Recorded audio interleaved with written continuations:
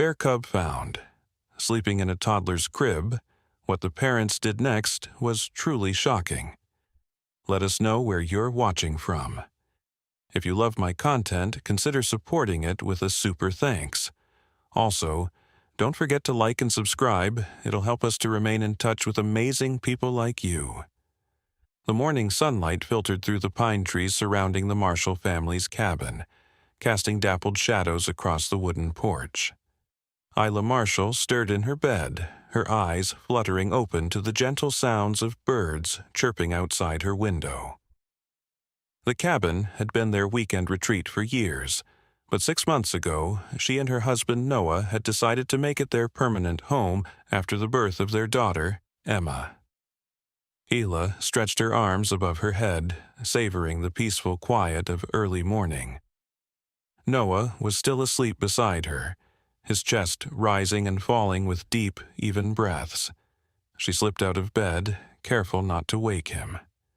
The wooden floor was cool beneath her bare feet as she padded across the room. "Time to check on my little angel," she whispered to herself, a smile playing on her lips. The hallway was dimly lit, with family photos lining the walls, memories of hikes through the surrounding forest, picnics by the nearby lake, and Emma's first smile. Isla paused at the slightly ajar door to her daughter's nursery, listening for any sounds of movement. Strange, she thought. Usually Emma would be awake by now, babbling or playing with her stuffed animals. Pushing the door open, Isla felt a cool breeze brush against her face. Her heart skipped a beat when she noticed the window was cracked open. They always kept it locked at night. Her gaze darted to Emma's crib, and the sight before her made her blood run cold. There, nestled beside her peacefully sleeping 2-year-old daughter, was a small, furry creature with rounded ears and a black button nose. A bear cub. Its dark brown fur contrasted sharply against Emma's pale pink blanket, rising and falling with each small breath it took. Isla's hand flew to her mouth, stifling a gasp that threatened to escape. Her maternal instinct screamed at her to rush forward and snatch Emma away, but fear kept her frozen in place. The bear cub was sound asleep, one tiny paw draped over Emma's stomach, almost protectively.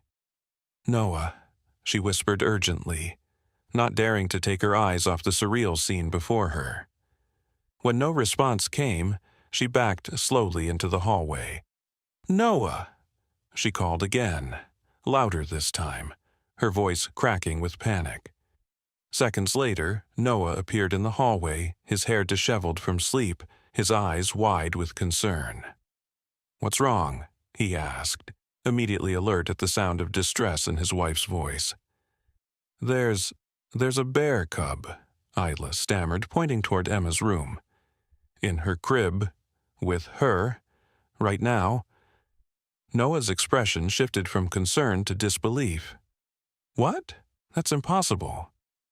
"See for yourself," Isla whispered, her hand trembling as she gripped his arm. Together, they crept back to the doorway of Emma's nursery. Noah's sharp intake of breath confirmed that Isla wasn't hallucinating. The bear cub was real, and it was sleeping peacefully next to their daughter. "How did it get in?" Noah whispered, his eyes scanning the room until they landed on the partially open window. "The window," Isla replied, her voice barely audible. "But Noah, where's the mother bear? If she's looking for her cub..." The thought hung heavy in the air between them. A mother bear searching for her cub could be incredibly dangerous, especially if she thought humans had taken her baby. As if sensing their presence, Emma stirred in her crib. Her eyes opened slowly, and instead of screaming or crying at the sight of her unusual bedmate, she smiled. Her small hand reached out to touch the cub's fur, and to Isla and Noah's astonishment, the cub responded with a gentle nuzzle against Emma's cheek. "Bear," Emma said simply, her voice filled with delight as she patted the cub's head. "Nice bear." The cub yawned, revealing tiny white teeth, but showed no signs of aggression. It seemed just as comfortable with Emma as she was with it. "What do we do?" Isla whispered, her eyes never leaving the crib. Part of her was terrified, but another part was captivated by the strangely tender scene unfolding before them. Noah ran a hand through his hair, his mind racing. "We need to get Emma away from it, slowly. Then we can figure out what to do with the cub. But what if it gets scared? What if it hurts her? And what about the mother bear?" Isla's questions tumbled out, each one laced with increasing fear. Before Noah could respond, they heard a faint whimpering sound. The cub was now fully awake, its dark eyes looking around the room with what appeared to be confusion and perhaps fear. It nudged closer to Emma, who wrapped her small arms around it as if trying to comfort it. "I think it's scared," Noah observed, his voice softening. "It's just a baby, lost and looking for warmth and safety." As they watched, Emma reached for her favorite stuffed animal, a worn teddy bear, and offered it to the cub. The cub sniffed at it curiously but seemed more interested in Emma's gentle pats. "Bear hungry?" Emma asked, looking up at her parents with innocent eyes that showed no comprehension of the danger. In that moment, something shifted in Isla's heart. The fear was still there, but now mixed with a strange sense of wonder. This wild creature, this baby bear, was behaving more like a lost puppy than a dangerous predator. "We need to call someone," she said finally. "Wildlife Services or a ranger, someone who knows what to do." Noah nodded, but neither of them moved, both transfixed by the unlikely bond forming between their daughter and the bear cub in the soft morning light streaming through the window. Outside, the forest remained quiet, giving no indication of a distressed mother bear searching for her lost cub. But they knew that peace might not last long. They had to act quickly, yet carefully. What they would do next would shock everyone who would later hear their story, a story about an unexpected visitor that would change their lives forever. Noah took a deep breath and carefully approached the crib. Emma looked up at him with trusting eyes, still patting the cub's head. "Daddy, look, bear friend," she said proudly. "Yes, sweetie, I see," Noah replied, his voice deliberately calm despite the hammering of his heart against his ribs. "Can Daddy pick you up for breakfast?" Emma frowned, her bottom lip jutting out. "Bear, too." Noah exchanged a glance with Isla, who stood frozen in the doorway. "We'll see about your new friend," he said carefully. As Noah reached into the crib, the cub let out a soft whine and pressed closer to Emma. Noah paused, his hands inches away from his daughter.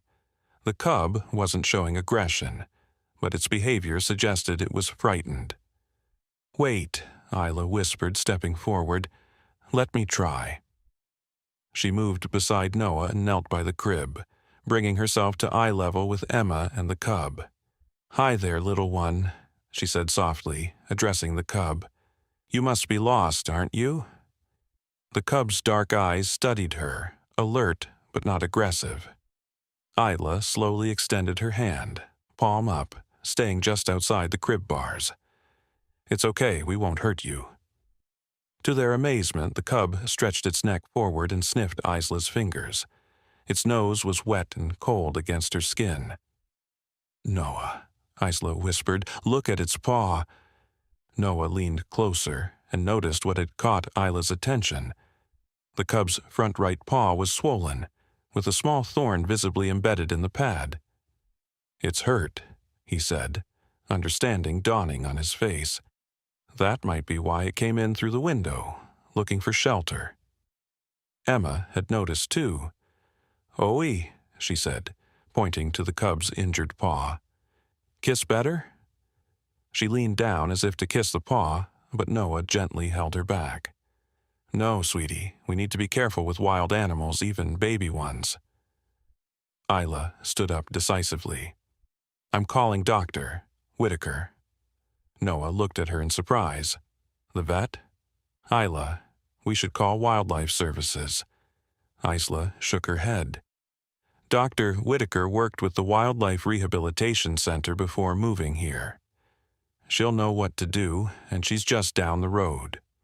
Wildlife Services would take hours to get here from the city. While Isla went to make the call, Noah sat on the floor beside the crib, watching Emma and the cub with a mixture of awe and trepidation. Emma was now showing her picture books to the cub, turning pages and pointing to images as if reading to it. "Bear likes story," she declared, beaming at Noah. "I think Bear does," Noah agreed, unable to suppress a smile despite the bizarre situation. The cub had relaxed a bit, though it still flinched whenever it accidentally put weight on its injured paw. It seemed remarkably comfortable with Emma, occasionally sniffing her hair or nuzzling against her arm. Isla returned 5 minutes later, her expression a mix of relief and concern. "Helen's coming right away. She says to keep both Emma and the cub calm and not to separate them unless the cub shows signs of stress."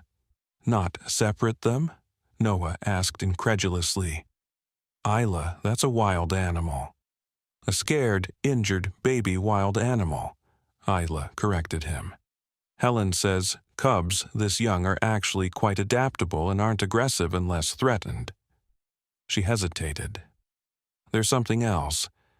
There was a report yesterday about a female bear found dead about 2 miles from here, hit by a car on the highway." Noah's expression softened immediately. "You think it's the mother?" "Helen says it's possible. The bear had been nursing." They both looked at the cub with new understanding, not just lost, but orphaned. The next 30 minutes passed in a strange, dreamlike state. They brought water in a shallow dish, which the cub lapped at cautiously. Emma insisted on having her breakfast of banana slices and cereal in the crib with Bear, as she had simply named her new friend.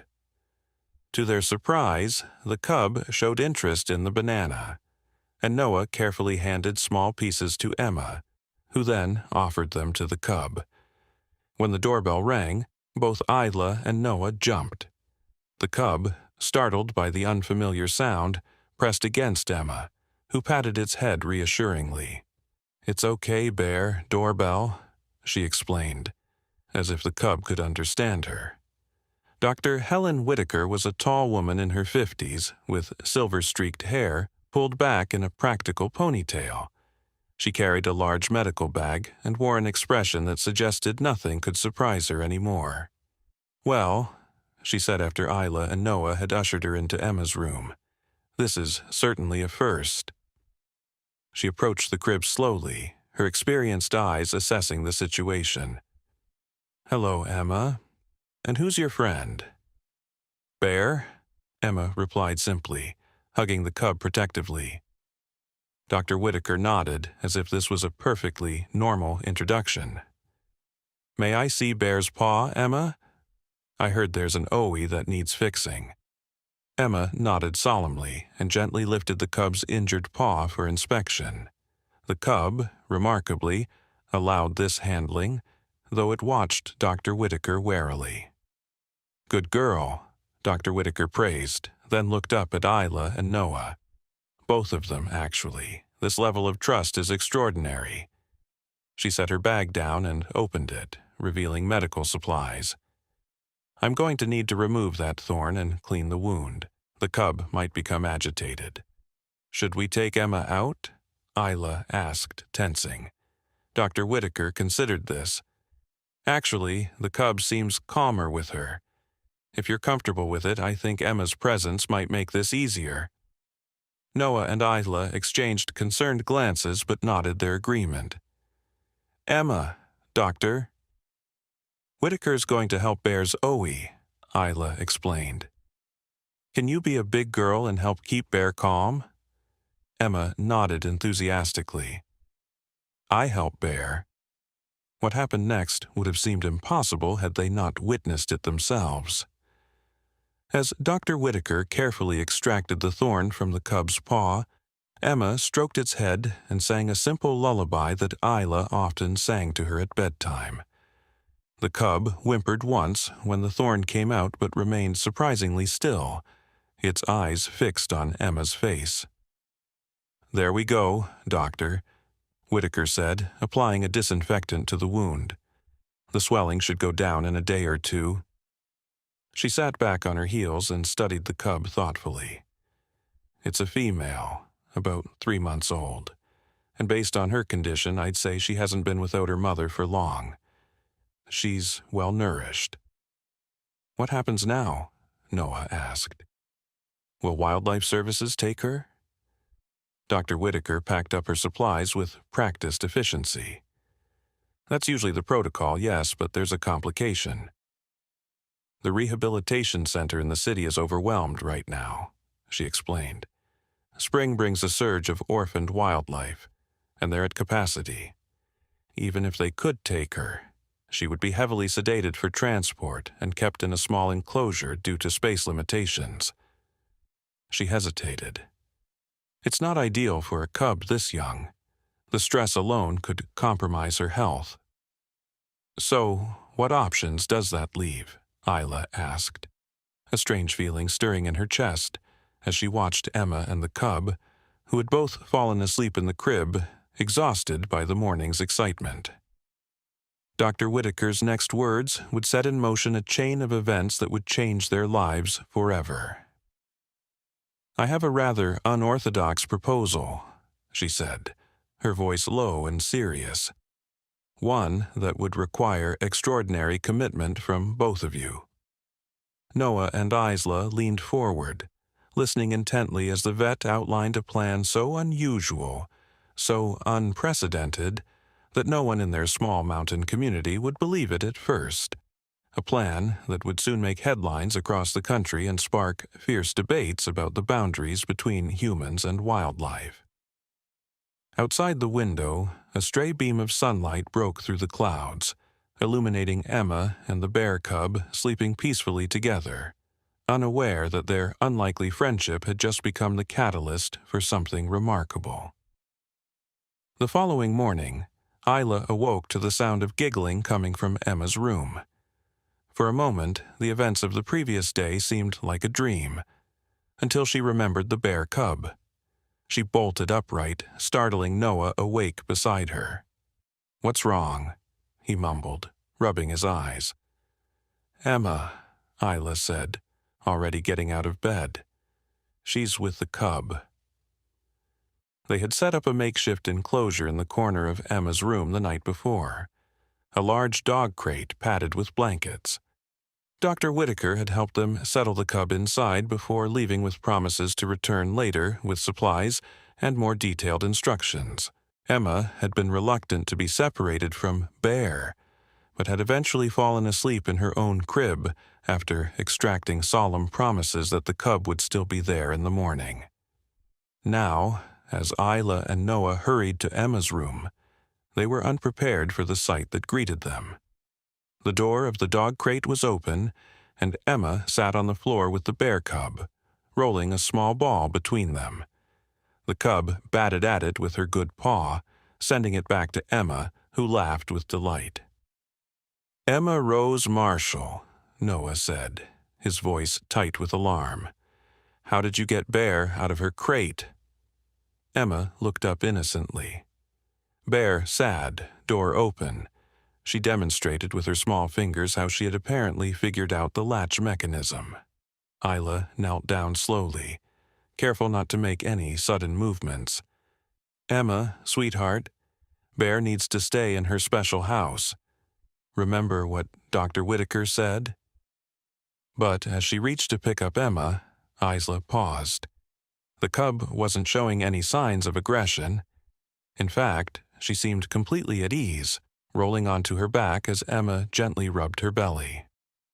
"This is—" Noah struggled for words. "Unprecedented." A knock at the front door interrupted the surreal domestic scene. Dr. Whitaker had returned as promised, this time accompanied by a man Isla and Noah didn't recognize. "This is Dr. Marcus Chen," Helen introduced after they had ushered their visitors inside. "He's a wildlife behaviorist from the university. I thought his expertise might be valuable given the unusual circumstances." Dr. Chen was a slender man with thoughtful eyes behind wire-rimmed glasses. He nodded politely. "Dr. Whitaker has briefed me on the situation. I must say I'm intrigued." When they entered Emma's room, Dr. Chen stopped short, his professional composure momentarily slipping. "They're playing together," he said, watching as Emma and the cub continued their game with the ball. "Is that normal?" Noah asked. "No," Dr. Chen replied frankly. "It's extraordinary. Bear cubs, even orphaned ones, typically maintain a healthy fear of humans. This level of comfort suggests—" He trailed off, observing the interaction with scientific curiosity. "Suggests what?" Isla prompted. Dr. Chen hesitated. "I'd need to observe them more, but my initial impression is that this cub may have been exposed to humans before, perhaps even partially socialized." This revelation added a new layer of mystery to an already bizarre situation. If the cub had previous human contact, where had it come from? And how had it ended up alone in the forest near their cabin? As the adults talked, Emma had grown bored with the ball game. She was now reading a picture book to the cub, who lay beside her attentively. "And then the butterfly found his mommy," Emma narrated in her toddler's syntax, pointing to colorful illustrations.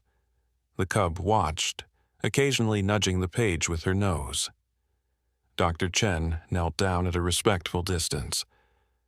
"May I join you, Emma?" he asked gently.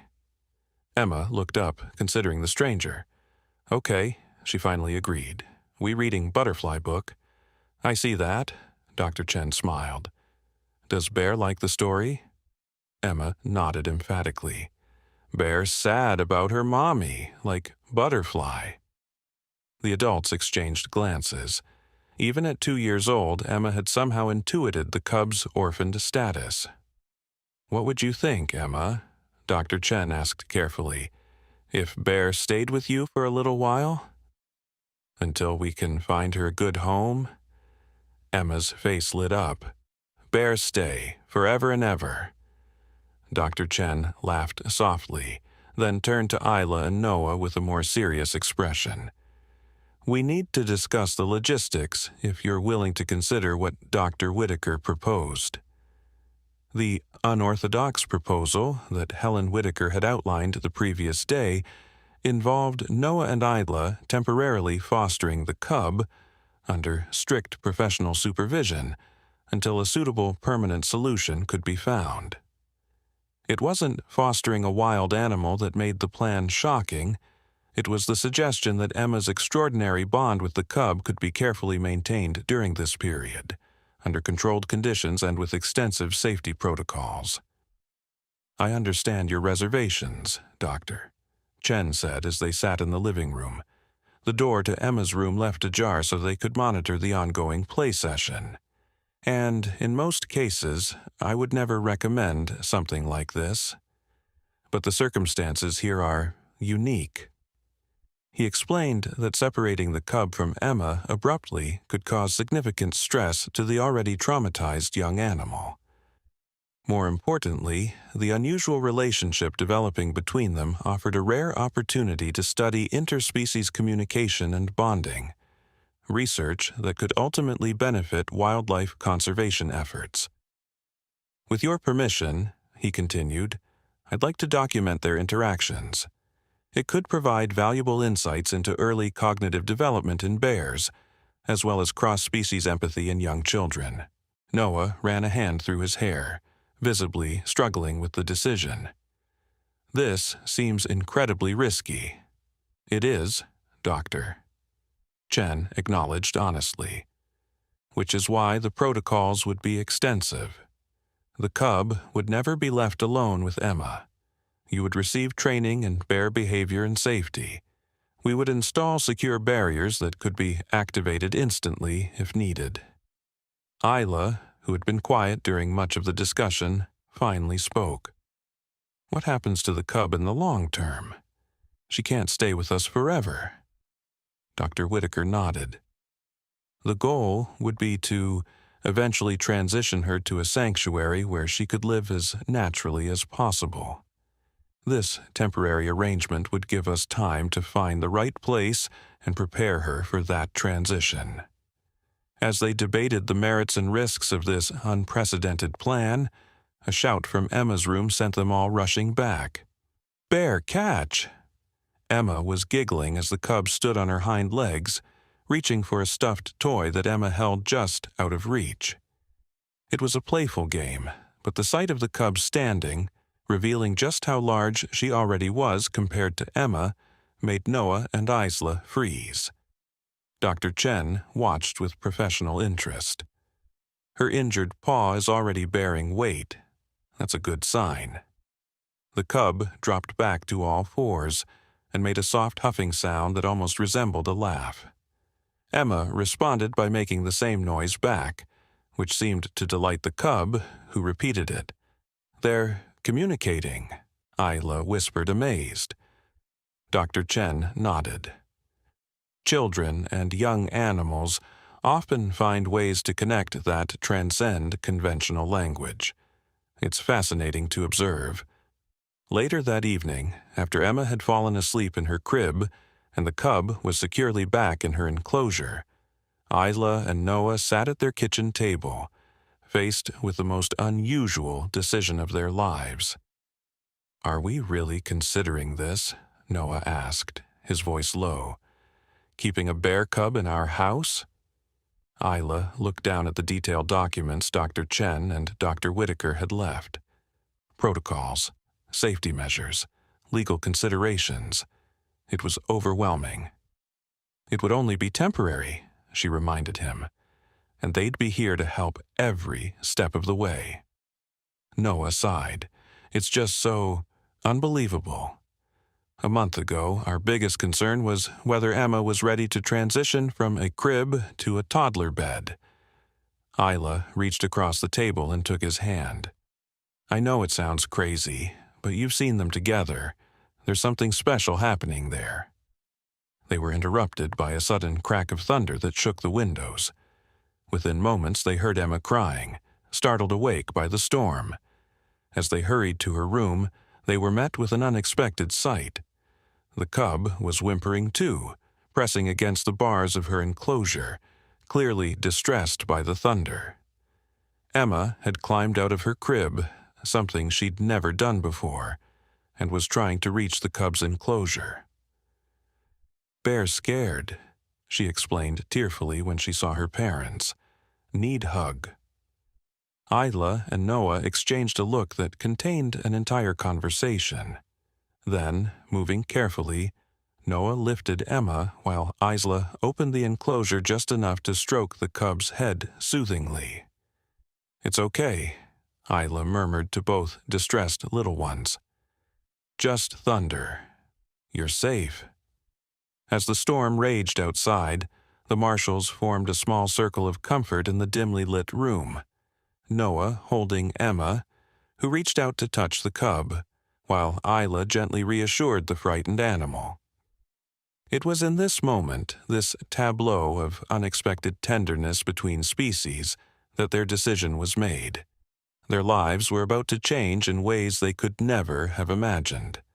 The story of Emma and her bear cub would soon spread beyond their small mountain community, bringing both wonder and controversy to their doorstep. But for now, in the quiet bubble of that storm-swept night, all that mattered was soothing two young creatures who had found comfort in each other's presence. Outside, the wind howled through the pine trees, bending them like dancers in the darkness. But inside the cabin, a new kind of family was taking shape, one that would challenge everything they thought they knew about the boundaries between humans and wildlife. The next morning arrived with the fresh, clean scent that follows a heavy rain. Isla stood at the kitchen window, coffee mug in hand, watching droplets of water sparkle on the pine needles as the rising sun touched them. The events of the previous day and night still seemed dreamlike, but the reality of their decision was beginning to sink in. They had agreed to Dr. Whitaker and Dr. Chen's proposal. For the next few weeks at least, they would be fostering a bear cub, under strict supervision and with extensive safety protocols. The researchers would return later that day to begin setting up the necessary equipment and training them on proper procedures. "You're up early," Noah said, coming into the kitchen and wrapping his arms around her from behind. Isla leaned back against him. "Couldn't sleep. Kept thinking about what we've gotten ourselves into." "Having second thoughts?" Noah asked, his chin resting on her shoulder. Isla shook her head slowly. "No, actually, it's strange, but after seeing them together during the storm, it feels right somehow." She turned in his arms to face him. "Am I crazy?" Noah smiled, the corners of his eyes crinkling. "If you are, then I am too, because I feel the same way." A soft thump from Emma's room caught their attention. They found their daughter already awake, sitting on the floor beside the cub's enclosure, pushing small pieces of her breakfast banana through the bars. The cub was accepting them gently, licking Emma's fingers in the process. "Good morning, nature girl," Noah said, kneeling down beside Emma. "I see you're sharing your breakfast." Emma nodded seriously. "Bear hungry." "Her name can't just be Bear, you know," Isla said, joining them. "She needs a proper name, like you have Emma." Emma considered this important matter, her small brow furrowed in concentration. "Rosie," she finally declared. "Like my middle name." "Rosie," Noah repeated, watching as the cub responded to Emma's voice. "I think it suits her." By mid-morning, Dr. Whitaker and Dr. Chen had returned, this time with a truck full of equipment. What followed was a flurry of activity as they transformed the marshal's cabin to accommodate their unusual new resident. A secure outdoor enclosure was constructed off the back porch, large enough for the cub to exercise but completely escape-proof. Inside, Emma's room was modified with a larger, more comfortable enclosure for nighttime and any periods when direct supervision wasn't possible. Safety barriers were installed throughout the house, capable of creating instant separation if needed. Dr. Chen set up discrete cameras to document the interactions between Emma and the newly named Rosie. "We'll review the footage daily," he explained. "It will help us understand their communication patterns and ensure everything remains safe." As the day progressed, the cabin filled with more visitors, a veterinary assistant bringing specialized food, formulated for orphaned bear cubs, a carpenter to reinforce certain areas of the house, and finally, much to Noah and Isla's dismay, a local wildlife officer. Officer Jameson was stern-faced and disapproving as he reviewed the special permits that Dr. Chen had expedited. "This is highly irregular," he stated, flipping through the paperwork. "Keeping a wild animal in a residential setting, especially with a small child present. The circumstances are exceptional, Doctor," Chen explained patiently. "And every possible safety measure has been implemented." "Still," Officer Jameson persisted, "if word gets out about this arrangement, it could encourage others to attempt to domesticate wildlife." Dr. Whitaker stepped forward. "Which is why confidentiality is a key component of our agreement. This is a controlled research study, not an attempt at domestication." The officer remained skeptical but eventually signed off on the temporary arrangement, with the caveat that he would be conducting regular, unannounced inspections. After he left, Isla collapsed onto the couch, emotionally drained. "I hadn't considered that aspect, that people might think we're trying to turn a wild bear into a pet." "It's a valid concern, Doctor," Chen acknowledged. which is why documentation and scientific rigor are so important here. We're not trying to domesticate Rosie. We're providing temporary care while studying an unusual interspecies bond. Emma, who had been playing with Rosie in their supervised setting throughout the day, seemed oblivious to the complex ethical discussions swirling around her. To her, Rosie was simply a friend who needed care, not unlike the way she tended to her dolls and stuffed animals. As evening approached, bringing with it the gentle rhythms of their bedtime routine, Isla and Noah found themselves navigating new territory. How would they maintain Emma's existing schedule while accommodating Rosie's needs? The answer came naturally, as Emma insisted that Rosie be included in her bedtime story. Seated on Noah's lap in the rocking chair, Emma listened to "Goodnight Moon," while Rosie lay on a cushion at their feet, seemingly equally entranced by Noah's soothing voice. "Good night, stars, good night, air, good night, noises everywhere," Noah finished, closing the book. "Good night, Rosie," Emma added sleepily. As Noah tucked Emma into her crib, Isla gently guided Rosie to her enclosure, which had been lined with soft blankets and equipped with a few sturdy toys. "Good night, little one," she whispered, surprised by the tenderness she felt toward this wild creature who had so unexpectedly entered their lives. Later, lying in bed beside Noah, Isla whispered, "Do you think we're doing the right thing?" Noah was quiet for a long moment. "I don't know," he finally admitted, "but I do know that something remarkable is happening between Emma and Rosie. And maybe, just maybe, there's something important to be learned from it." Isla nodded in the darkness. "I keep thinking about what Dr. Chen said, about cross-species empathy. Emma doesn't see Rosie as a wild animal to be feared. She just sees someone who needs a friend." "The wisdom of children," Noah murmured, his voice heavy with approaching sleep.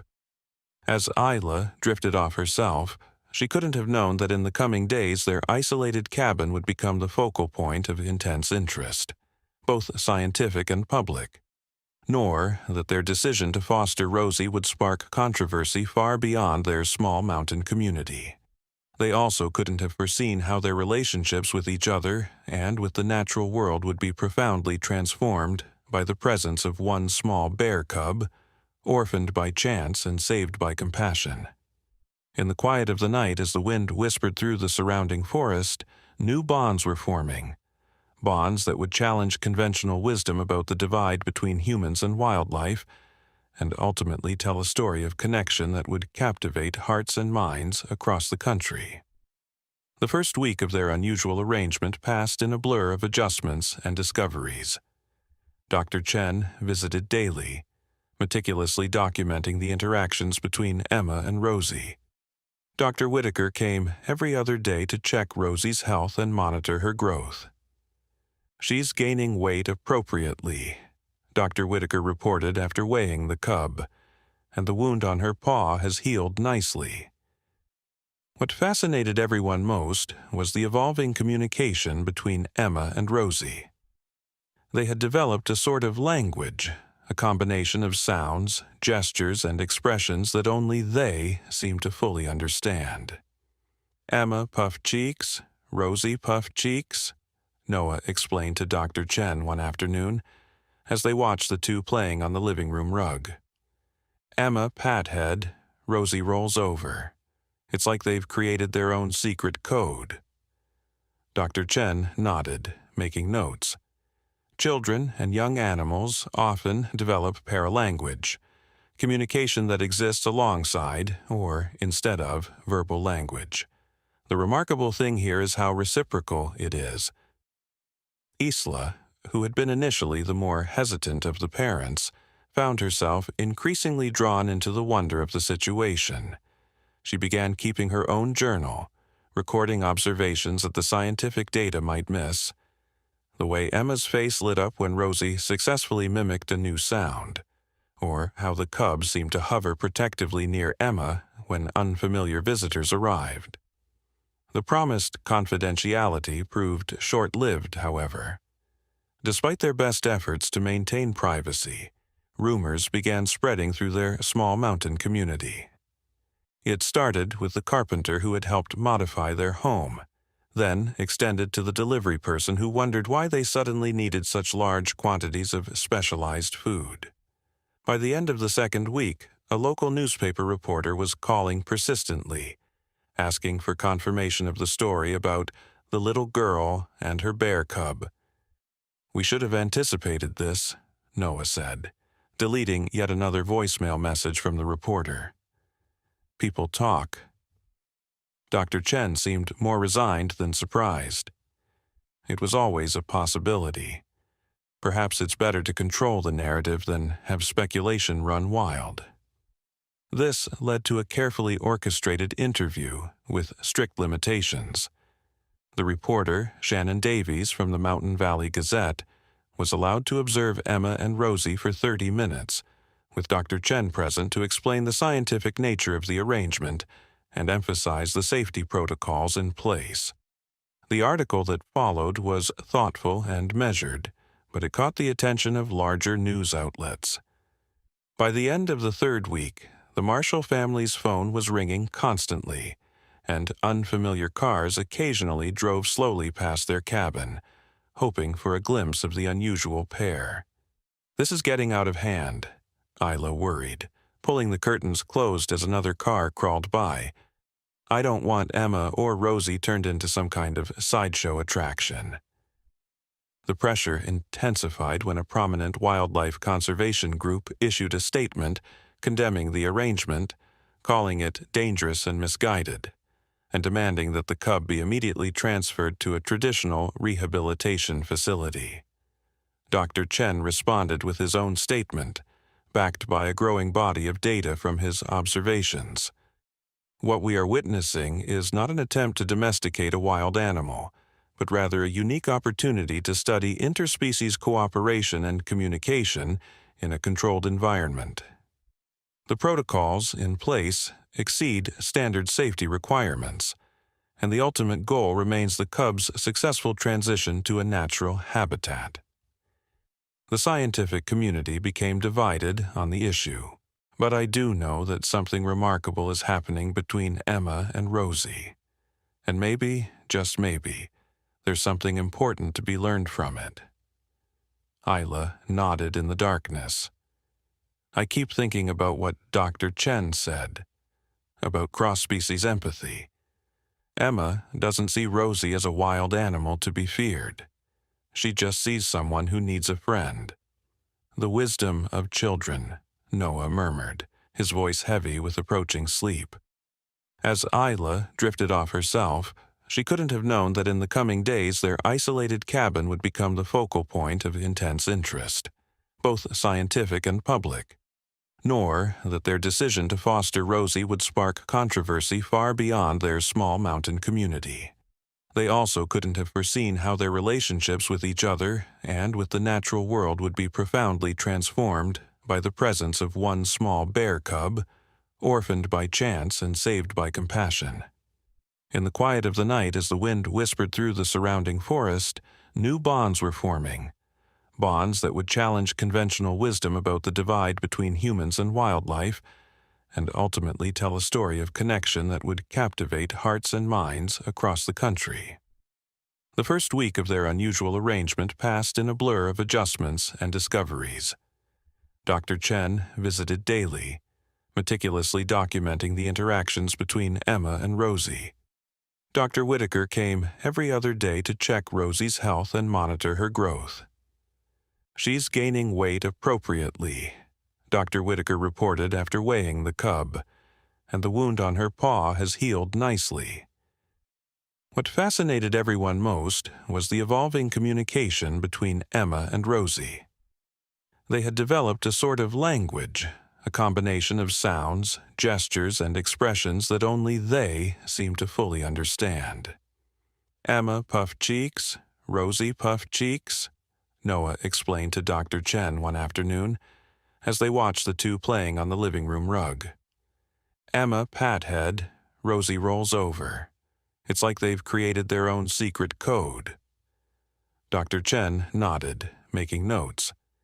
Children and young animals often develop paralanguage, communication that exists alongside, or instead of, verbal language. The remarkable thing here is how reciprocal it is. Isla, who had been initially the more hesitant of the parents, found herself increasingly drawn into the wonder of the situation. She began keeping her own journal, recording observations that the scientific data might miss. The way Emma's face lit up when Rosie successfully mimicked a new sound, or how the cub seemed to hover protectively near Emma when unfamiliar visitors arrived. The promised confidentiality proved short-lived, however. Despite their best efforts to maintain privacy, rumors began spreading through their small mountain community. It started with the carpenter who had helped modify their home, then extended to the delivery person who wondered why they suddenly needed such large quantities of specialized food. By the end of the second week, a local newspaper reporter was calling persistently, asking for confirmation of the story about the little girl and her bear cub. "We should have anticipated this," Noah said, deleting yet another voicemail message from the reporter. People talk. Dr. Chen seemed more resigned than surprised. It was always a possibility. Perhaps it's better to control the narrative than have speculation run wild. This led to a carefully orchestrated interview with strict limitations. The reporter, Shannon Davies from the Mountain Valley Gazette, was allowed to observe Emma and Rosie for 30 minutes, with Dr. Chen present to explain the scientific nature of the arrangement and emphasize the safety protocols in place. The article that followed was thoughtful and measured, but it caught the attention of larger news outlets. By the end of the third week, the Marshall family's phone was ringing constantly, and unfamiliar cars occasionally drove slowly past their cabin, hoping for a glimpse of the unusual pair. "This is getting out of hand," Isla worried, pulling the curtains closed as another car crawled by. "I don't want Emma or Rosie turned into some kind of sideshow attraction."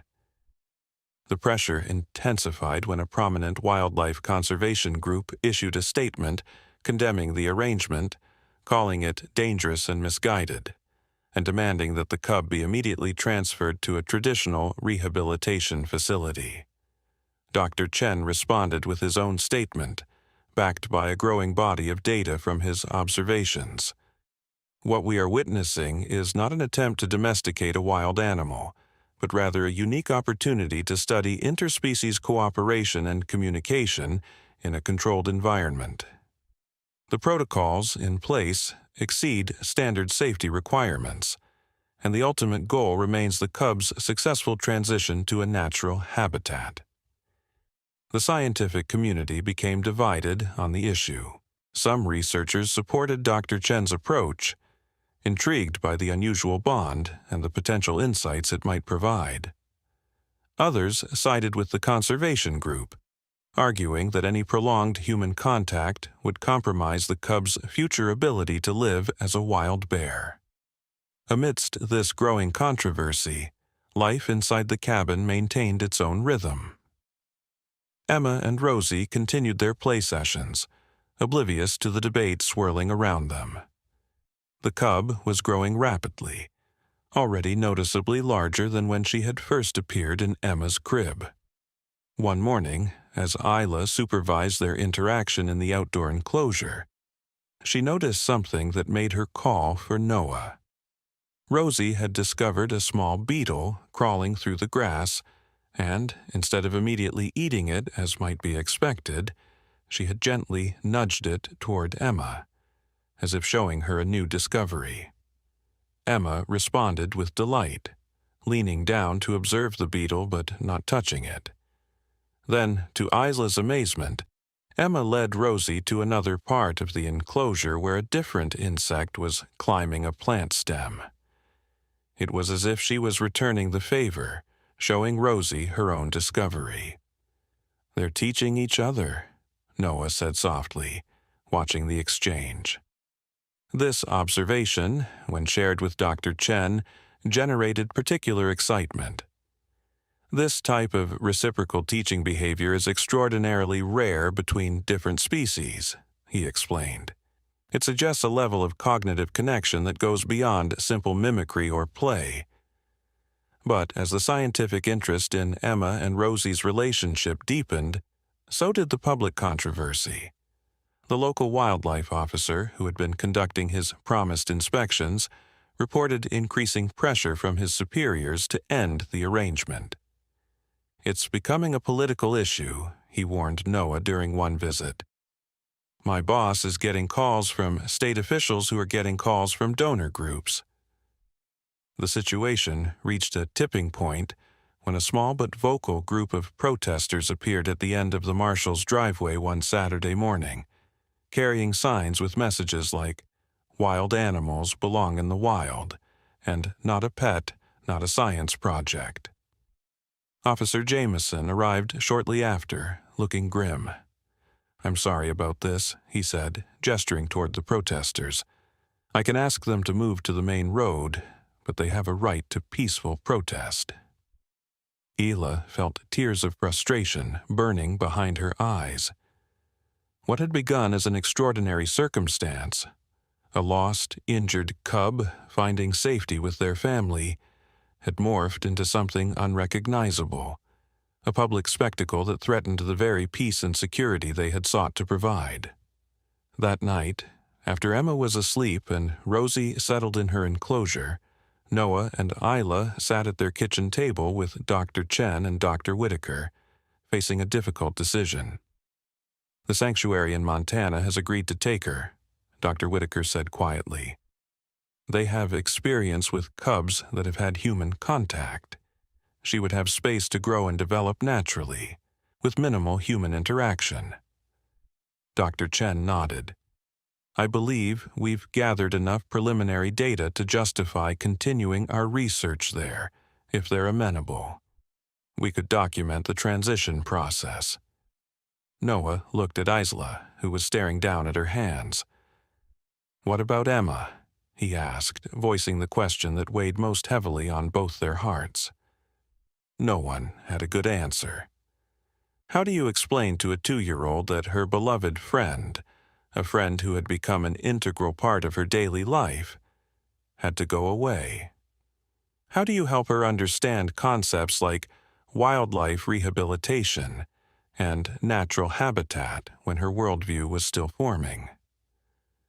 As they debated different approaches, a crash of thunder rattled the windows, eerily reminiscent of the night they had made their original decision to foster Rosie.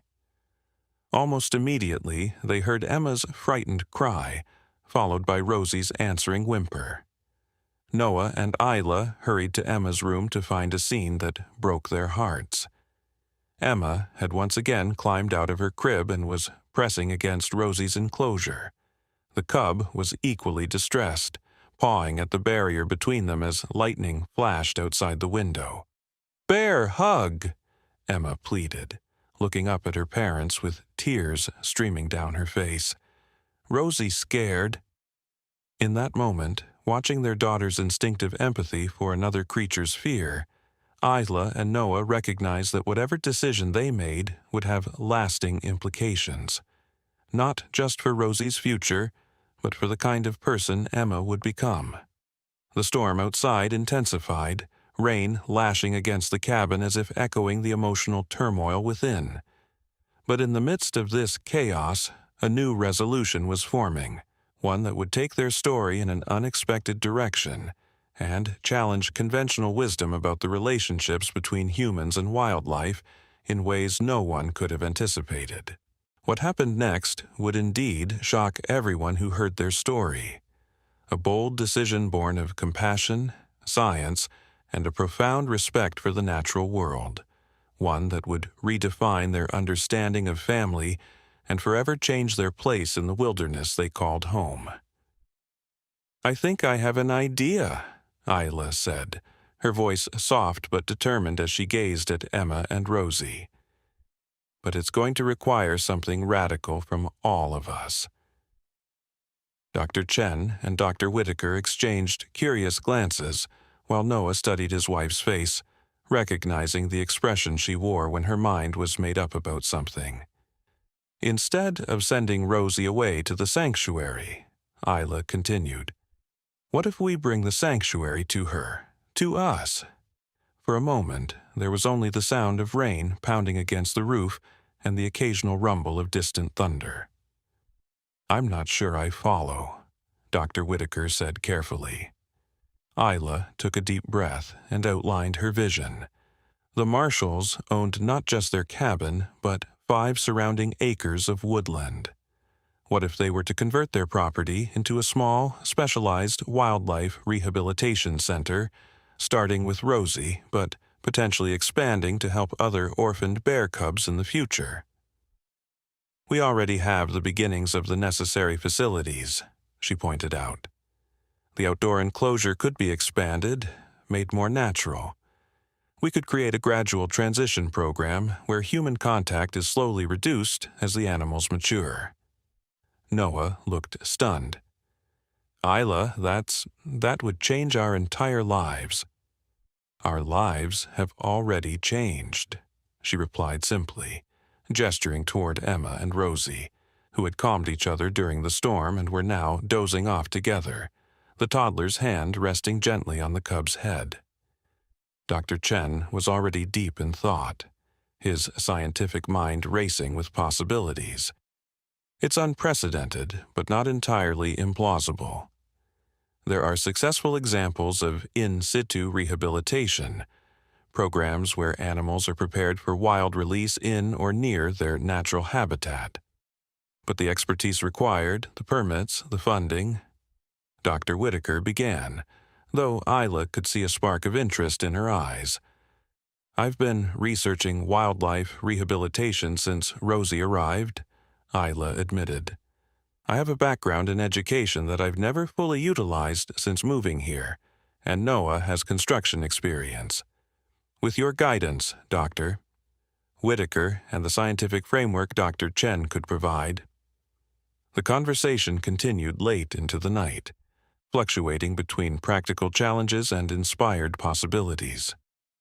By morning, what had begun as a desperate solution to an immediate problem had evolved into something more visionary: the Marshall Wildlife Bridge, a rehabilitation center designed specifically for orphaned bear cubs, with a research component focused on interspecies empathy and communication.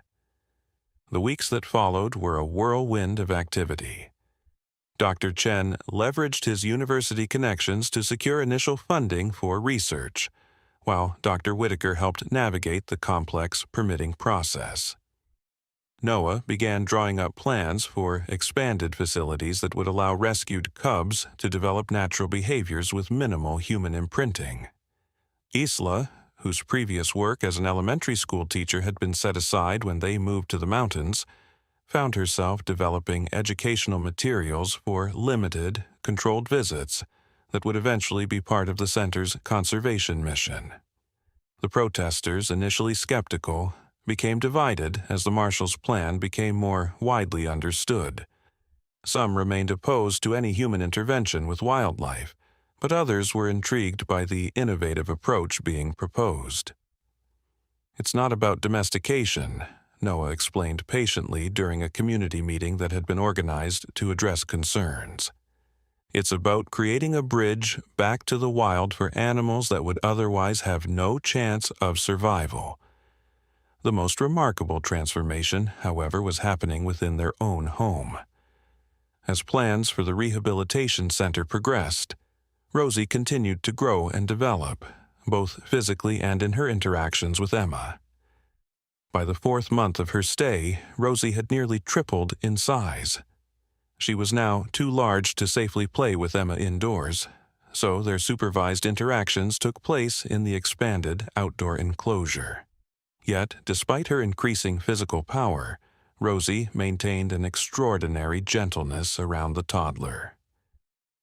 "It defies conventional understanding of bear behavior," Dr. Chen remarked one afternoon, reviewing footage of Emma showing Rosie how to splash in a small wading pool they had set up.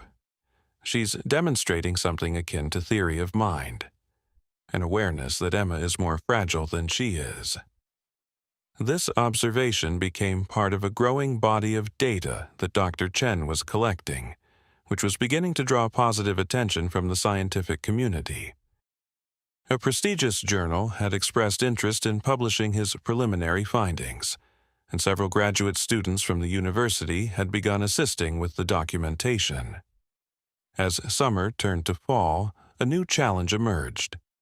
The timeline for completing the rehabilitation center's expanded facilities had been extended due to permit delays, but Rosie's natural development wouldn't wait for bureaucratic processes. Bears in the wild would be preparing for winter dormancy, and despite her unusual upbringing, Rosie was showing instinctual behaviors associated with this preparation.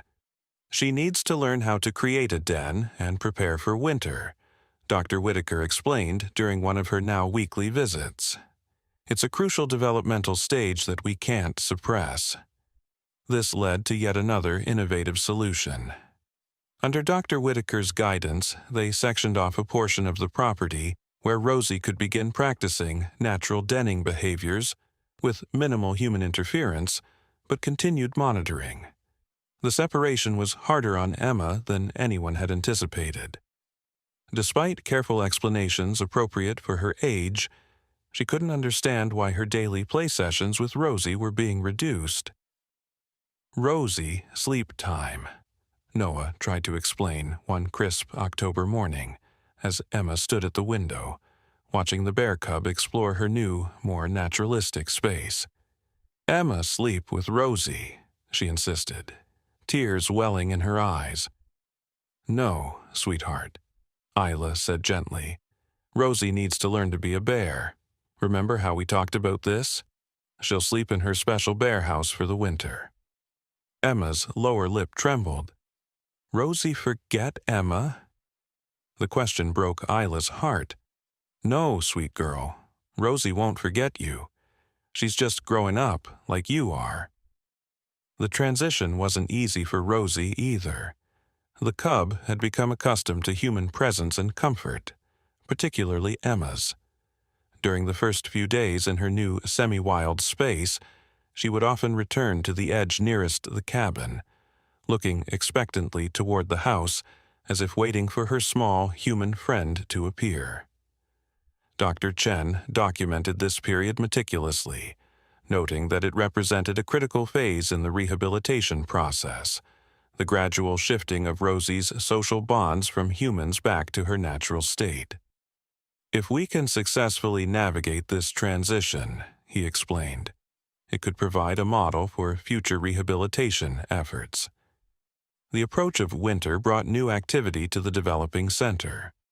2 additional structures were completed: a medical examination area where Dr. Whitaker could treat future rescue cases, and a small educational building where limited, controlled observations could eventually take place. Interest in the project had spread beyond their local community. A documentary filmmaker had approached them about chronicling the first year of the center's development, and a children's book author had requested permission to create a story inspired by Emma and Rosie's unusual friendship. Through it all, the Marshalls worked to maintain as normal a life as possible for Emma, whose vocabulary was expanding rapidly. "Rosie hibernating," she would inform visitors seriously. "She sleep all winter and grow big and strong." The first snow came in late November, blanketing the woods in pristine white. Through the monitoring cameras, they watched as Rosie, now looking much more like a proper bear cub than the small, vulnerable creature that had appeared in Emma's crib, completed her winter den, a shallow cave reinforced with branches and lined with leaves and grass she had gathered herself. "This is a very good sign," Dr. Whitaker said, reviewing the footage. "She's demonstrating appropriate natural behaviors despite her unusual early experiences." The day Rosie entered her den for winter dormancy was bittersweet for the Marshall family. They had known this milestone was coming, had prepared for it, and recognized its importance in Rosie's development, but the absence of her active presence created a palpable emptiness. Emma insisted on recording a good-night message that Dr. Chen reluctantly allowed to be played once near Rosie's den before her dormancy deepened. "Night-night, Rosie." Emma's small voice echoed in the winter stillness. "Emma, love you. See you in spring." Whether it was coincidence or recognition, the monitoring cameras captured Rosie lifting her head briefly at the sound of Emma's voice before settling deeper into her den. Winter brought its own rhythm to the Marshall household. The rehabilitation center construction continued as weather permitted, and Isla devoted herself to developing educational materials and protocols for the limited public engagement they planned to allow once the center was fully operational. Noah, whose construction business had been largely set aside during the intensive development phase, found himself becoming increasingly invested in the center's mission. He began studying wildlife management and taking online courses in rehabilitation techniques, determined to be more than just the builder of the physical structures. Emma, now approaching her 3rd birthday, maintained her connection to Rosie through ritualistic check-ins, where she would stand at the edge of the natural enclosure, sometimes leaving small presents, pine cones or interesting rocks, that Isla would later remove to maintain the proper wild environment. "Remember, Emma," Noah would remind her, "we're helping Rosie learn to be a wild bear. That means we watch and learn, but we don't interfere too much." Emma seemed to grasp this concept with surprising maturity for her age, Rosie growing up. She would say solemnly, "Emma, too." The winter passed slowly, marked by holiday celebrations, occasional visits from Dr. Chen and Dr. Whitaker, and ongoing work on the center. The documentary film crew came and went, capturing the development of the facilities and interviewing the Marshalls about their unconventional journey. By February, anticipation was building for Rosie's emergence from hibernation. The monitoring cameras showed occasional movement within the den, suggesting that her dormancy was not as deep as it would be for an adult bear, normal for a cub her age. Bears her age in the wild would still be with their mothers, Dr. Whitaker explained. The mother would be encouraging movement and even some feeding during warmer winter days. We'll need to monitor her carefully during this transition period. The first truly warm day came in early March, one of those false spring days that breaks through the winter chill with unexpected warmth. The thermal cameras showed Rosie becoming more active, and by mid-morning she had ventured to the entrance of her den, blinking in the bright sunlight. Emma, who had been watching the live feed with nearly obsessive attention for weeks, squealed with delight. "Rosie, wake up! Rosie, wake up!" The bear that emerged from the den was significantly larger than the one that had entered it months before. Even with minimal feeding during dormancy, Rosie had continued to grow, her frame filling out in preparation for her next developmental stage. She moved with a cautious curiosity, exploring her enclosure as if seeing it for the first time. When she approached the edge nearest the cabin, Emma could no longer contain her excitement. "Can I see her? Please, please," she begged, tugging at Isla's hand. After consulting with Dr. Chen, who was already on his way to observe this critical transition, they agreed to a brief, controlled visit. They would remain at a safe distance, allowing Rosie to choose whether to approach or not. Bundled in her winter coat, Emma stood between her parents at the observation area they had constructed, a small platform at the edge of the enclosure that allowed visibility while maintaining appropriate separation. "Rosie!" Emma called, her voice carrying in the clear mountain air. "Emma here!" The bear's reaction was immediate and unmistakable. She turned toward the sound, her nose lifted to catch Emma's scent on the breeze. For a moment, she stood perfectly still, as if processing this remembered connection. Then, to everyone's amazement, Rosie made a soft huffing sound. the same vocalization she and Emma had exchanged during their play sessions months earlier. Without prompting, Emma responded with the same sound, a perfect mimicry of bear communication that she had somehow retained through the winter. "Extraordinary," Dr. Chen murmured, having arrived just in time to witness the exchange. This suggests long-term memory of their communication system. Rosie approached the edge of the enclosure, moving with the fluid grace of a growing predator, but maintaining the gentle demeanor that had characterized her interactions with Emma. She sat on her haunches about 10 feet from the observation area, studying the humans with intelligent eyes. "She recognizes us," Noah said softly. "But there's something different now, more bear-like." Isla nodded. "She's finding her true nature." This delicate balance, Rosie's emerging wild identity alongside her established human connections, would become the defining characteristic of the Marshall Wildlife Bridges approach. Over the coming weeks, as spring truly arrived and the center prepared for possible additional rescues, Rosie's rehabilitation continued with careful management of human contact. Emma was allowed supervised visits with increasingly structured protocols. These sessions were now framed as research rather than play, with Emma learning to observe and document Rosie's behaviors in her own simple way, drawing pictures of what Rosie ate and how she moved, creating a child's version of scientific field notes. "She's going to be a wildlife biologist," Noah joked, as Emma solemnly recorded in her crayon notebook that Rosie liked berries best. The official opening of the Marshall Wildlife Bridge Rehabilitation Center occurred in late April, marked by a small ceremony attended by local officials, the university research team that had now formally partnered with them, and a select group of wildlife conservation representatives. What began as an extraordinary circumstance, an orphaned cub seeking shelter and finding unexpected connection, has evolved into something with far-reaching implications, Dr. Chen said in his remarks. "This center represents a new paradigm in wildlife rehabilitation, one that acknowledges the complexity of human-animal relationships while respecting the ultimate goal of successful return to the wild."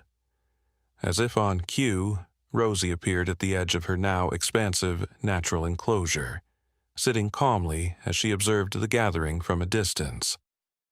She was now the size of a yearling bear, her baby features giving way to the more defined characteristics of adolescence.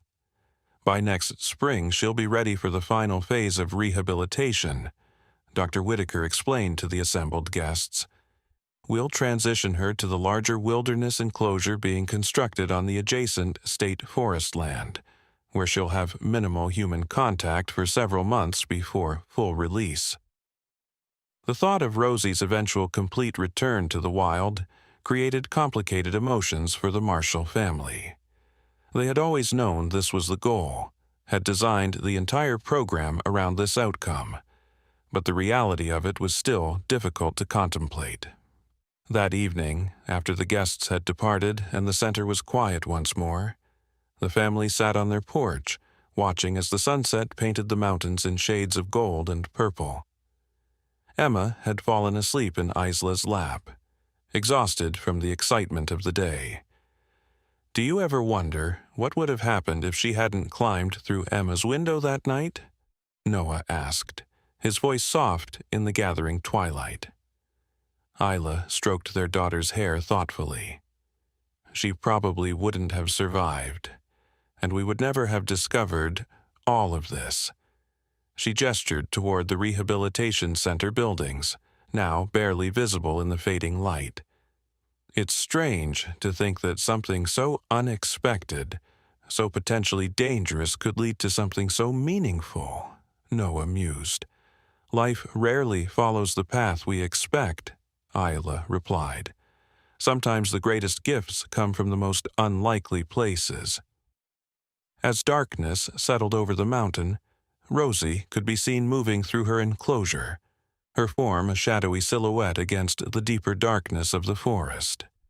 She paused, looking toward the cabin where the family sat, as if sensing their gaze upon her.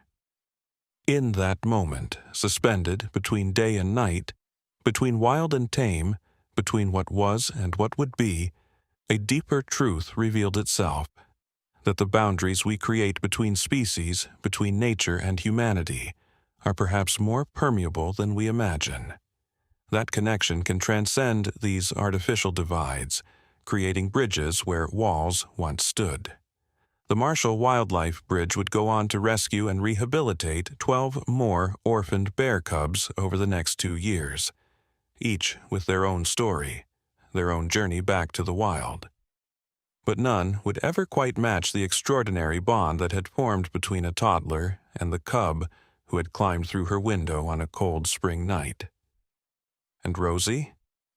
Her story would continue to unfold in ways that would challenge scientific understanding and touch hearts around the world. But that is a tale for another time. A tale of a bear who carried the memory of human kindness into the wilderness, creating ripples of connection that would extend far beyond the mountains that had witnessed the beginning of this remarkable journey. Summer arrived with an explosion of green life throughout the mountain forest. The Marshall Wildlife Bridge had settled into its operational rhythm, with Dr. Whitaker making weekly visits to oversee the medical aspects of rehabilitation, and Dr. Chen continuing his research with a team that now included 3 graduate students. Rosie was thriving in her expanded enclosure, which had been designed to mimic the natural environment she would eventually inhabit fully. At 15 months old, she was rapidly developing the skills she would need for independent survival. Foraging for berries and plants, fishing in the small stream that had been incorporated into her space, and even practicing limited hunting behaviors with specially designed training mechanisms. The most remarkable aspect of her development, however, remained her retained connection with Emma, now 3 years old, and increasingly verbal about her relationship with my bear friend. Their interactions were now carefully structured as part of Dr. Chen's research protocol, twice weekly observation sessions of limited duration, always with multiple safety measures in place. These sessions had evolved from play to a more naturalistic observation format, with Emma learning to watch and record Rosie's behaviors from a safe distance. "What Rosie doing today?" Noah would ask as Emma diligently drew in her research notebook with colorful crayons. "She fishing," Emma would reply, carefully drawing blue squiggles for water and a brown bear shape with a fish in its mouth. "She very good catcher." These sessions provided valuable data for Dr. Chen's ongoing study of interspecies communication and the retention of learned behaviors in bears. But they also served another purpose, gradually preparing both Emma and Rosie for their inevitable separation when Rosie would be fully released into the wild. The transition needs to be as gentle as possible for both of them, Dr. Chen explained during one of the weekly team meetings.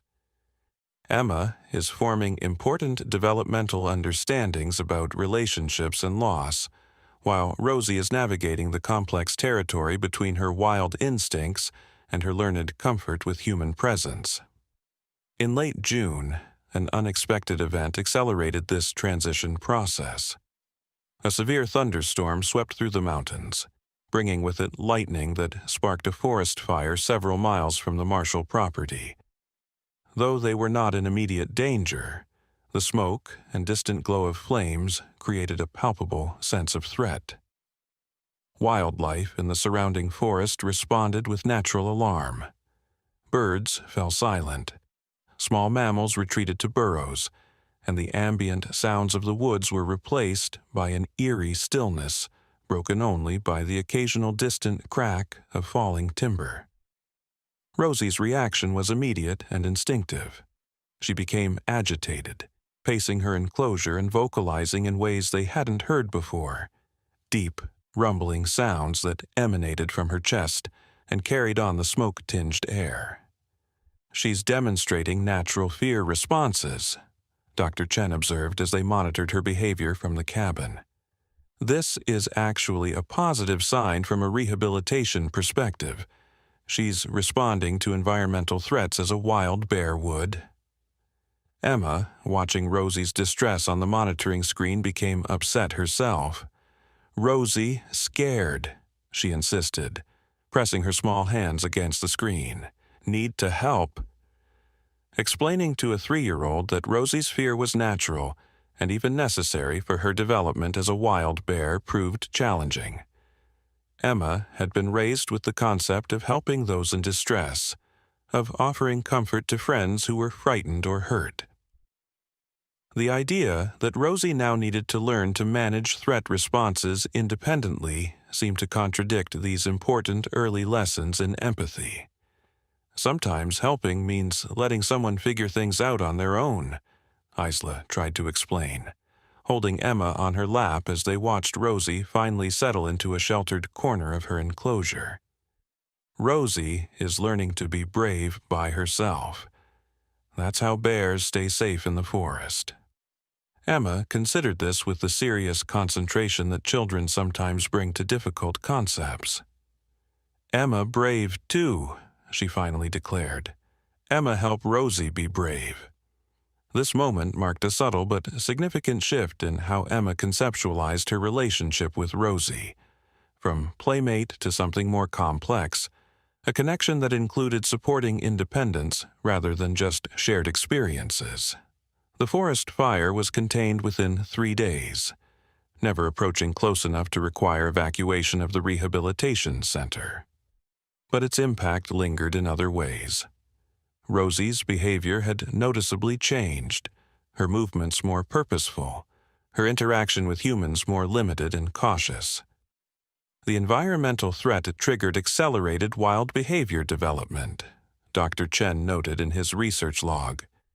She's demonstrating increased territorial awareness and self-preservation instincts. For the marshals, particularly Isla, these changes brought mixed emotions. Pride in Rosie's healthy development toward eventual release was tempered by the undeniable sense of growing distance. The bear they had rescued and nurtured was increasingly becoming a wild animal, as she was always meant to be. "It's what we wanted," Isla confessed to Noah late one night as they sat on their porch, watching the moon rise over the mountains. "It's what we designed this whole program for. So why does it feel like we're losing something precious?" Noah took her hand, understanding without need for further explanation. "Because we are losing something. Not in a bad way, but in the way that all meaningful relationships evolve and change. Emma will grow up and become more independent too. That's the price of loving well. You have to let go." July brought new developments to the Marshall Wildlife Bridge. 2 more orphaned bear cubs were rescued from a site nearly 50 miles away, victims of a mother bear killed by a car on the increasingly busy mountain highways. These cubs, both male and significantly younger than Rosie had been when she arrived, were housed in a separate facility specifically designed for early rehabilitation. "We won't encourage the same type of human bonding that occurred with Rosie," Dr. Whitaker explained as they prepared for the new arrivals. "That was a unique circumstance. These cubs will have more traditional rehabilitation protocols."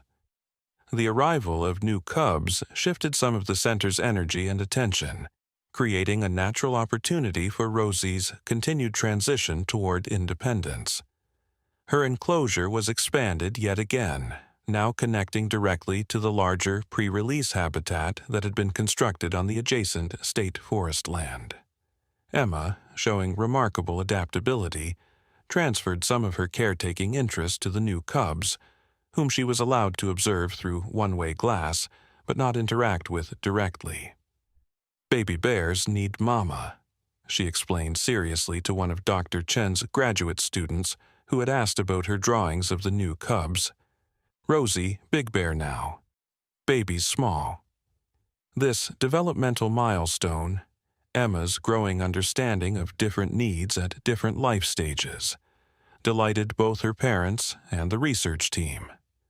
She was demonstrating sophisticated cognitive mapping of relationships and care requirements, concepts that many children much older than her struggled to grasp.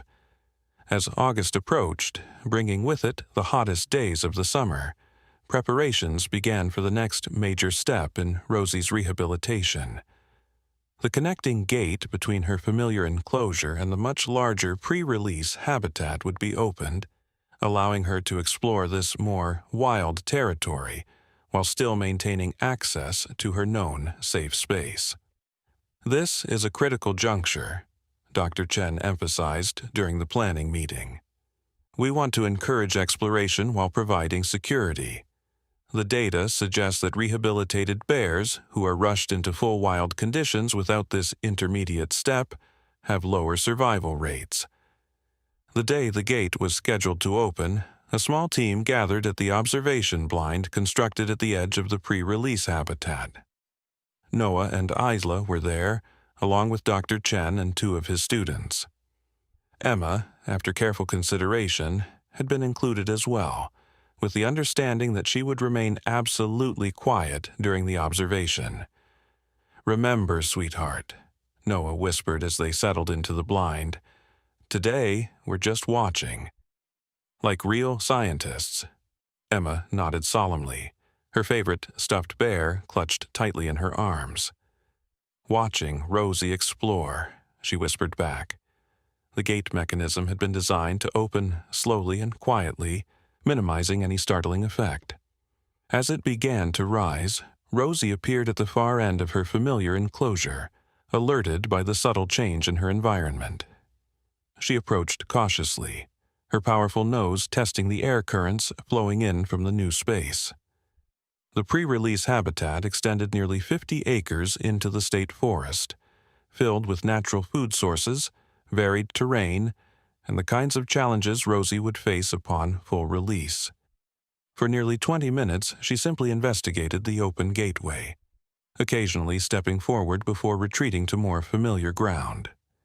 The observers remained perfectly still, recording her behavior but not interfering in any way. Then, with a suddenness that caught them all by surprise, Rosie made her decision. She moved through the gateway with purpose, her powerful body carrying her swiftly into the new territory. Within moments, she had disappeared into the underbrush, though they knew she was being tracked by the unobtrusive monitoring device that had been attached to her ear. "She's exploring the stream corridor," Dr. Chen reported softly, looking at the tracking data on his tablet. "Moving steadily but not rushing. This is ideal behavior." Emma watched the screen with wide eyes, seeing the blinking dot that represented Rosie moving through the digital map of the habitat. "Rosie Adventure," she whispered, excitement and a touch of wistfulness in her small voice.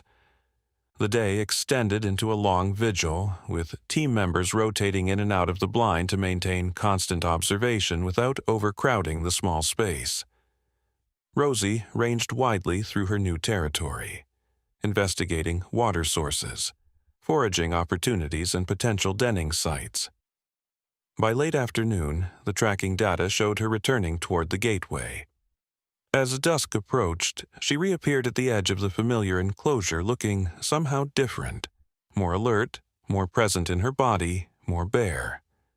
"She's coming back to what's known before, fully committing to the new space," Dr. Whitaker observed, having joined them for this final observation of the day. That's typical behavior and suggests a healthy approach to exploration. As darkness fell and the observation team prepared to depart, Rosie made a final move that none of them had anticipated. She approached the outer perimeter of the enclosure, the section nearest to the observation blind, and sat on her haunches looking directly toward them. Though the blind was designed to prevent animals from seeing the humans inside, Rosie's keen senses had clearly detected their presence. For several long moments she remained motionless, her gaze fixed on their location. Then, as if making a statement or offering a farewell, She rose on her hind legs to her full height. Now an impressive sight, before dropping back to all fours and moving definitively through the gateway into the pre-release habitat. "Did you see that?" one of the graduate students whispered excitedly. "It was almost like she was saying goodbye." Dr. Chen made a non-committal sound, ever the cautious scientist, but even he couldn't entirely dismiss the meaningfulness of the moment. As they walked back to the cabin in the gathering darkness, Emma was unusually quiet, processing the day's events in her own way. Finally, as they approached the porch, she looked up at her parents with solemn eyes. "Rosie, going to her house now," she said, "in the forest." "Yes, sweetheart," Isla replied gently. "But she can still come back to her old space if she wants to. She's just growing up." Emma nodded, accepting this explanation with the straightforward understanding that children sometimes bring to complex transitions. "Growing up is adventures," she declared. Noah squeezed her small hand. "Yes, it is. For bears and for little girls." That night, as the Marshall family settled into their bedtime routine, now expanded to include checking the tracking data for their rehabilitating bears, a new chapter in their extraordinary journey was beginning. Rosie was taking her first real steps toward the full wild life she was born for, carrying with her the resilience and trust that had been nurtured during her unusual upbringing. And Emma, too young to fully comprehend the scientific and conservation significance of what her family had created, understood the most important truth of all: that love sometimes means watching someone you care about walk bravely into their own adventure, even when that path leads them away from you. The next morning dawned clear and brilliant, the kind of perfect summer day that seemed to shimmer with possibility. Isla awoke early, drawn to the tracking screen before even making coffee. The blinking dot that represented Rosie showed her deep in the pre-release habitat, having spent her first night away from the familiar enclosure. "She stayed out there all night," she told Noah when he joined her, wiping sleep from his eyes. "No returns to the safe zone at all." Noah studied the screen, noting the pattern of Rosie's movements. "Looks like she found that rock outcropping we thought might make a good resting spot. Smart girl." The day unfolded with a new rhythm. Regular checks of the tracking data interspersed with the ongoing work of the rehabilitation center. The two younger cubs were adjusting well to their environment, showing healthy appetite and appropriate wariness around humans. Emma, who had awakened asking immediately about Rosie's adventure, was absorbed into this daily pattern, given small age-appropriate tasks related to the center's operation that helped her feel connected to the larger mission. "Emma help baby bears," she announced proudly as she carefully sorted clean towels for the medical area under Isla's supervision. By mid-afternoon, the tracking data showed Rosie returning toward the gateway between the habitats. The observation team quickly assembled, eager to document this first return. "This is textbook behavior for the transition phase," Dr. Chen explained as they settled into the blind. "Exploration, followed by return to the familiar for reassurance and rest.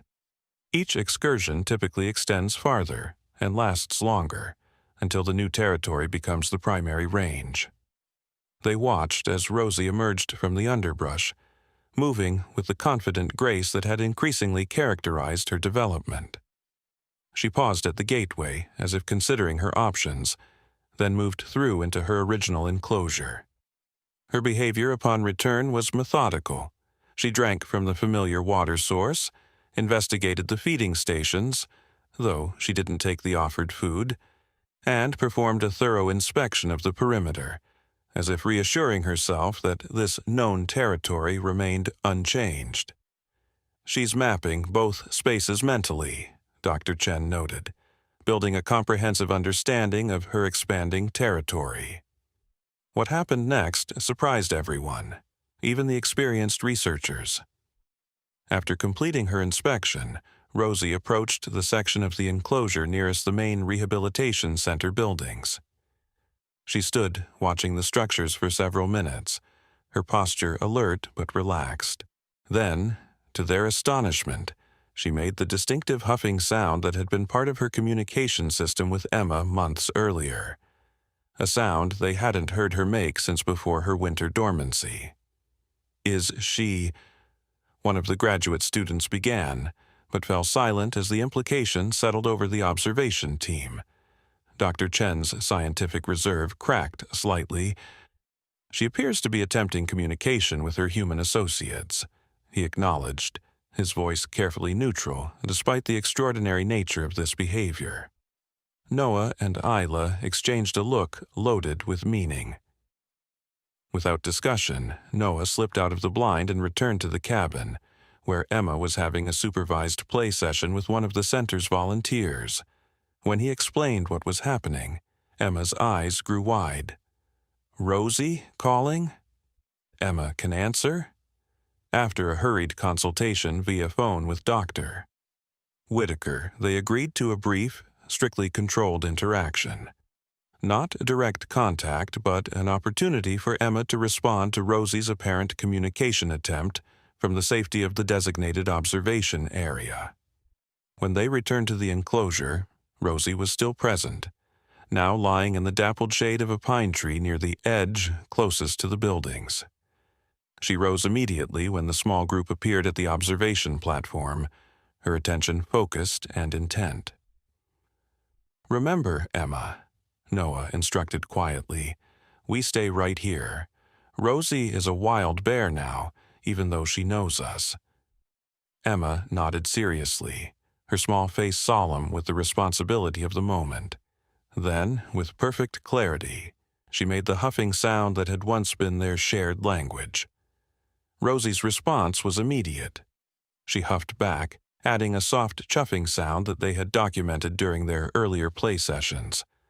Then, in a display that left even Dr. Chen momentarily speechless, she sat back on her haunches and raised one paw in a gesture remarkably similar to the wave that Emma had taught her months earlier. "She remembers," Isla whispered, tears pricking at her eyes. Emma, delighted by this recognition, waved back enthusiastically. "Hello, Rosie." "Emma, see your adventure," she called, her high, clear voice carrying easily across the distance between them. For nearly 10 minutes, this unusual reunion continued. Not the direct physical interaction of their earlier relationship, but a new kind of connection maintained across the necessary separation that Rosie's development required. She responded to Emma's voice with attention and recognition, occasionally making vocalizations that seemed directly related to their shared history. Finally, as if having satisfied some need for reconnection, Rosie rose and moved with purpose back toward the gateway, disappearing once more into the larger habitat beyond. That was... Dr. Chen seemed to struggle for scientific terminology adequate to describe what they had witnessed. Remarkable. The long-term retention of learned communication and recognition despite significant developmental changes and reduced contact. But Emma, with a child's ability to cut through complexity to essential truth, expressed it more simply as they walked back to the cabin. "Rosie, still my friend," she declared confidently.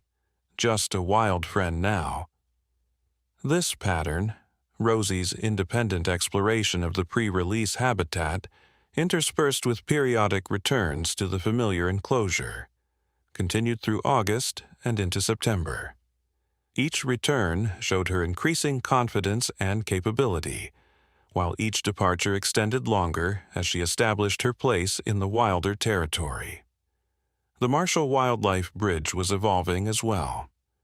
The successful integration of the two younger cubs into the rehabilitation program had drawn attention from wildlife officials in neighboring states. By early fall, they had received formal requests to consider accepting 3 more orphaned cubs before winter. We're becoming an actual functioning rehabilitation center, Noah remarked one evening as they reviewed the expansion plans. Not just Rosie's caretakers anymore. Isla nodded, studying the blueprints spread across their kitchen table. It's happening faster than I expected. Are we ready for this? The question hung in the air between them, carrying the weight of all the changes the past months had brought.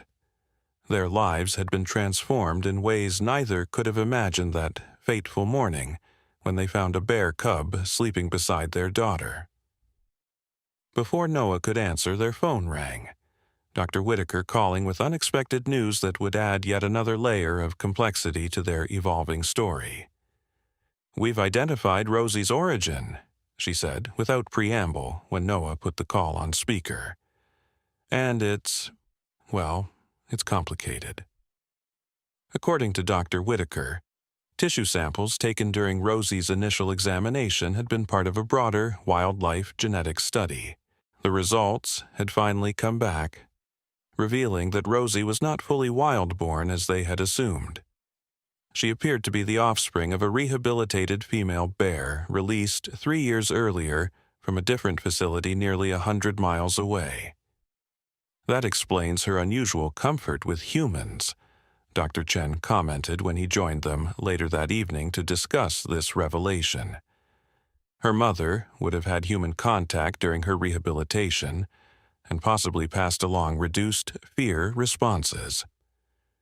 This new information sparked intense debate among the research team. If Rosie was second-generation rehabilitated, did that change their approach to her eventual release? Would she be more vulnerable in a fully wild environment?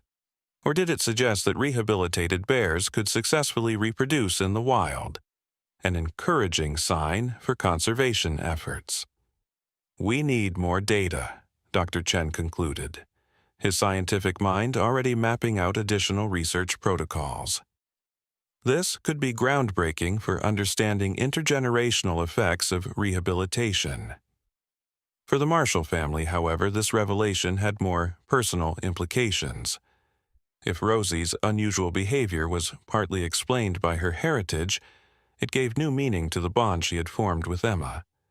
Perhaps she had been primed by her own genetic history to seek human connection when separated from her mother. "It's like the universe conspired to bring her to us," Isla remarked that night as she and Noah lay in bed, processing the day's discoveries. "Of all the places she could have sought shelter." Noah squeezed her hand in the darkness. Or maybe it's simpler than that. A lost cub found warmth and safety where she could, and we were fortunate enough to be the ones who could help her.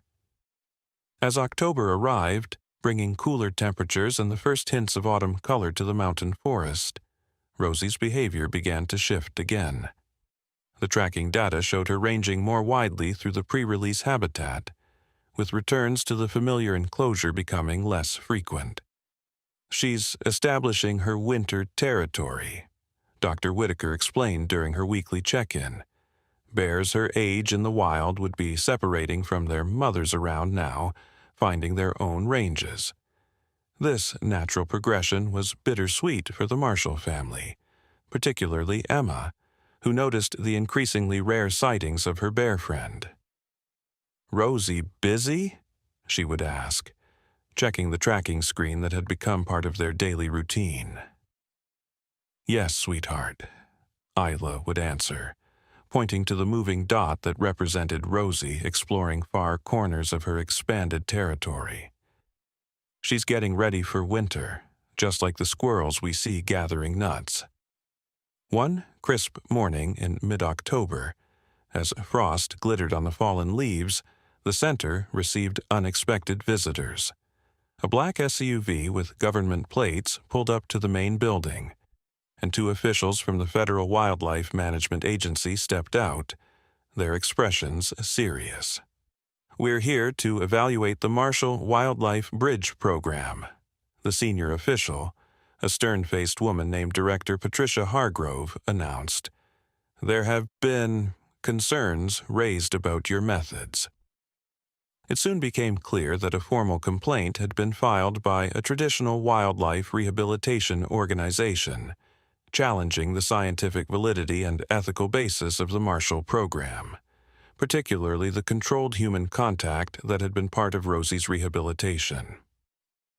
Traditional protocols exist for a reason, Director Hargrove stated as she reviewed their records in the center's office. Minimizing human imprinting is Conservation 101.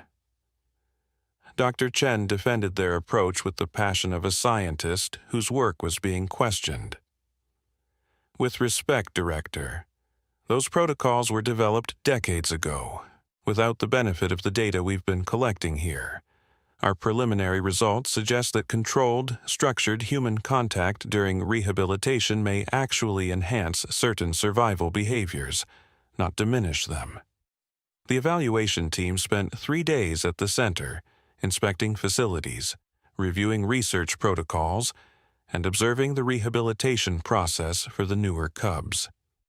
They paid particular attention to the tracking data for Rosie, questioning her readiness for eventual full release. During their final meeting, Director Hargrove delivered a troubling ultimatum. Your permits for continuing operation will be contingent on implementing standard isolation protocols for all new rescues.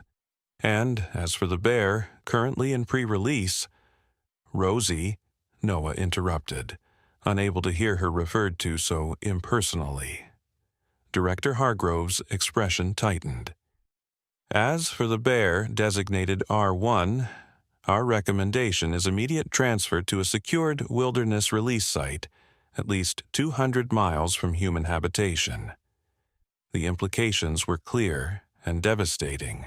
Not only would their rehabilitation model be fundamentally altered moving forward, but Rosie would be removed from their care entirely, transported to a distant location and released without the gradual transition they had carefully designed.